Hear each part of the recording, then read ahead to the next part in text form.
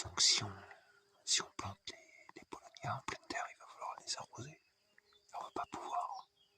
Là, on est à la mi-chemin. En fait, au mois de juillet, août, on va être en pénurie d'eau. On ne pourra rien arroser. Donc, on en a mis quelques-uns en pleine terre, mais là, lorsqu'on les plantera une partie à l'automne et une autre partie au printemps, ça permet de contrôler l'arrosage, l'hydrométrie, tu vois. Donc là, on a fait cela, tu vois, il y en a là, il y en a quelques-uns. Si on plante ça en pleine terre, ben, on ne pourra pas aller les arroser.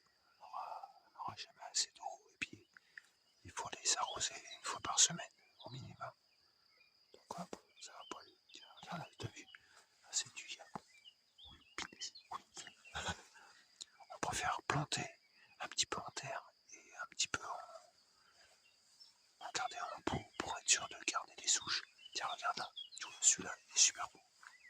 Là-dedans, il y a 3, 4, 5 racines de Polonia. Et tout, c'est le plus beau. Il fait à peu près 40-50 cm de haut.